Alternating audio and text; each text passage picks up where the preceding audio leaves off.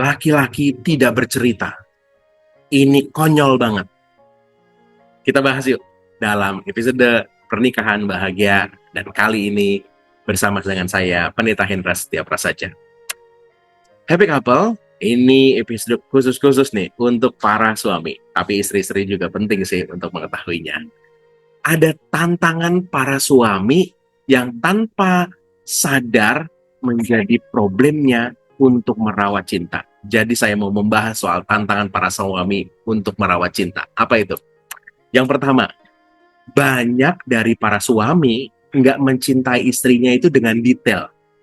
Nah, gimana nih maksudnya ya? Saya kasih contoh ya. Suatu kali suami ini mendapatkan bonus, dapat gaji tambahan dari pekerjaannya. Biasanya banyak suami itu langsung ya, karena happy banget dan rasa cintanya kepada istrinya langsung transfer deh. Lalu ngomong gitu, mam atau yang ya, nih ya, aku udah transfer ya, puji Tuhan, kantor kasih bonus bulan ini. Nah ini nih kayaknya bagus ya. Tapi sebenarnya ini nih menggambarkan suami-suami itu mencintai dengan tidak detail ya. Nah, detail itu padahal sesuatu yang disukai oleh istri kita. Nah, ini penting nih ya. Jadi kalau kita dapat bonus ya, daripada langsung transfer, lebih baik ngomong gini, Mam, bulan lalu katanya kamu pengen beli sepatu lari yang itu ya? Yuk, gimana kalau kita beli besok ya? Tadi aku baru dapat bonus dari kantor. Itu tuh membuat istri kita dicintai dengan sungguh-sungguh. Kenapa? Karena detail-detailnya kita tunjukkan.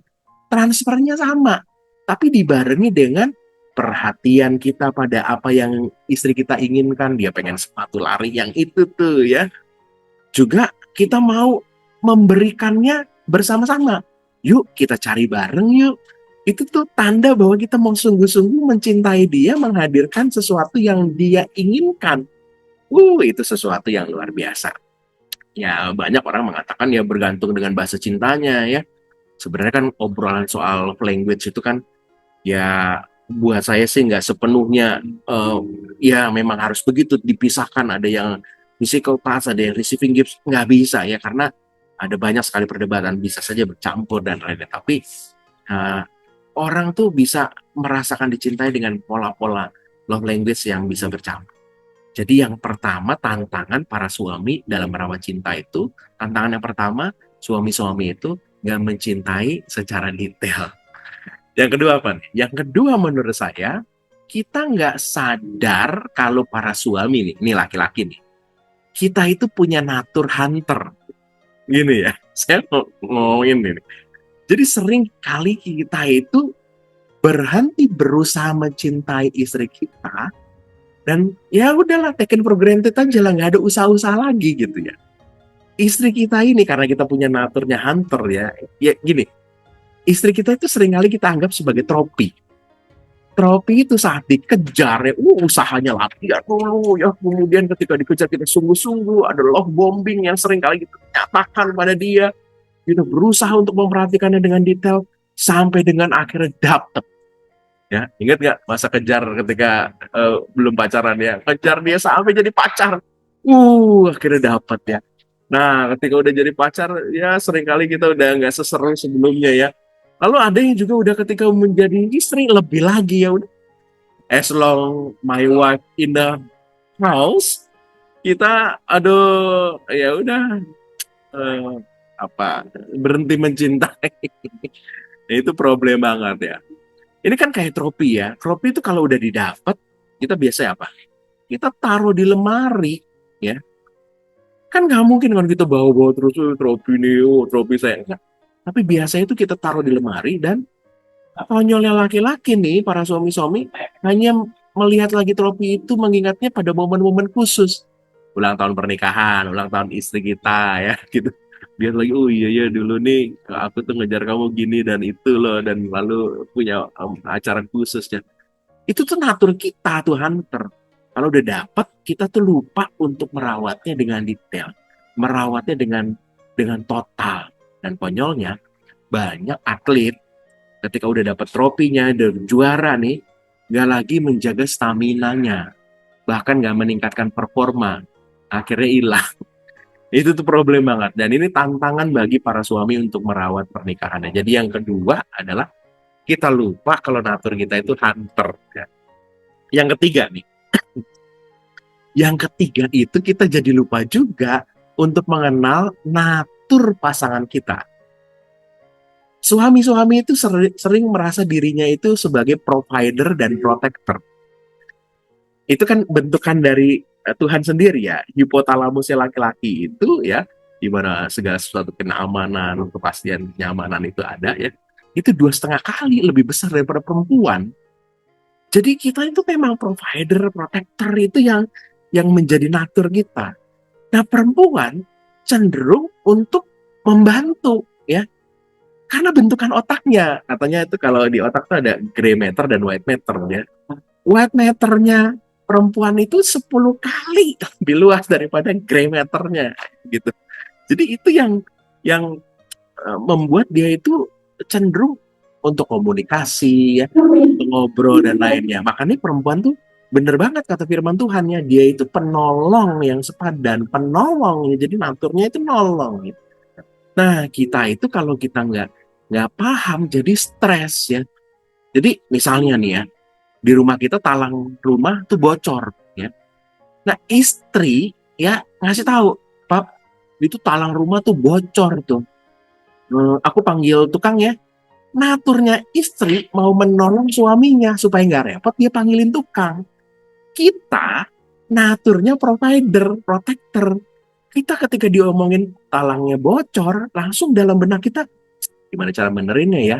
Apa nih punya waktu untuk benerinnya ya? Kita nggak kepikir untuk cari tukang gitu ya. Dan akhirnya konflik. Kenapa sih kamu cari tukang? Emang aku nggak mampu? Kamu nggak percaya sama aku ya? Jadi konflik lah itu. Karena kenapa? Karena kita nggak kenal sama istri kita yang cenderungnya, naturnya adalah penolong. Akhirnya kita jadi marah-marah. Itu problem banget sih. Ada problem-problem yang lain tuh kalau kita nggak sadar akan natur pasangan kita. Yang keempat, ya tadi yang saya bahas di awal, laki-laki tidak bercerita. Ini nih problem banget, ini nih konyol banget ya. Ini otak perempuan itu, white matternya kan lebih luas ya, 10 kali dari laki-laki nih, yang cenderung membuat dia sering komunikasi. Makanya kan, dia itu ngobrol itu, wah seru banget ya kalau perempuan ya. Bahkan kalau ke kamar mandi ya, mereka ngajakin sepupunya temennya gitu, kita ke kamar mandi yuk. Terus di kamar mandi ngobrol lama banget, kita yang nungguin di luar, di mall, misalnya dia lagi ke kamar mandi di mall. Aduh lama banget, karena mereka ngobrol, punya kenaturnya memang begitu gitu ya. Ini akhirnya dia tuh gampang banget ngobrol ya. Nah, laki-laki merasa kalau ngobrol itu menjadi sesuatu gambaran yang lemah. Dia nggak bisa mengolah masalah, perasaan sebagai protector dan provider itu menjadi luntur karena kok sedikit-sedikit aku nih lemah banget ya cerita masalah-masalah ke istriku ya. Jadi akhirnya laki-laki tidak bercerita. Itu tuh problem banget, konyol banget.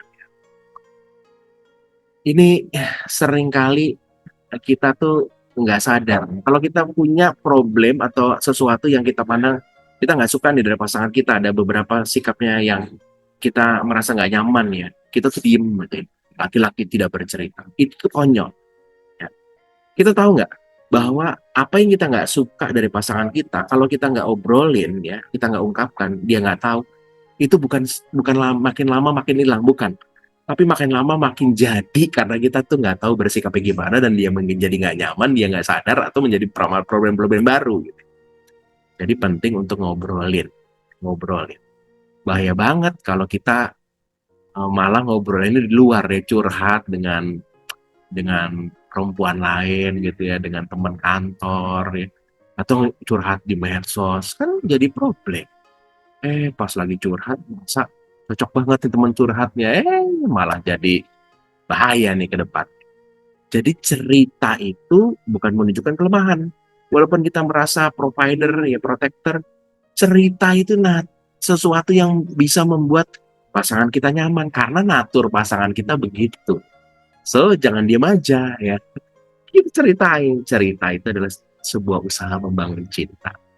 Jadi ada 4 bahasan yang saya sudah sampaikan tentang tantangan para suami merawat cinta. Banyak kita mencintai tidak dengan detail. Yang kedua, kita nggak sadar kalau natur kita itu hunter. Problemnya ini kita nggak menjaga trofi kita dengan terus-menerus. Yang ketiga adalah kita nggak kenal natur pasangan kita. Yang keempat, sering kita merasa diem itu sebuah kekuatan. Bukan. Yuk, suami-suami sadari itu dan mulai kelola, ubah, sehingga kita bisa merawat cinta lebih baik lagi. Istri-istri, tolong suami-suami ya, sehingga benar-benar rumah tangga kita menjadi rumah tangga yang bahagia. Jikalau episode kali ini memberkati, silakan like dan share, dan ajak banyak orang juga mendengarnya. Saya tutup dalam doa ya, yuk kita berdoa. Kami sungguh bersyukur karena Tuhan baik, Tuhan memberikan pasangan yang baik, Tuhan menciptakan kami begitu unik. Berikanlah kami kemampuan untuk mengelola cinta kami, sehingga apa-apa yang menjadi keunikan-keunikan kami bukan menjadi pemisah, bahkan konflik, tapi menguatkan satu dengan lain. Kami sungguh bersyukur. Terima kasih Tuhan dan Kristus. Amin. Sampai ketemu dalam episode lainnya ya. Dan Yesus berkati.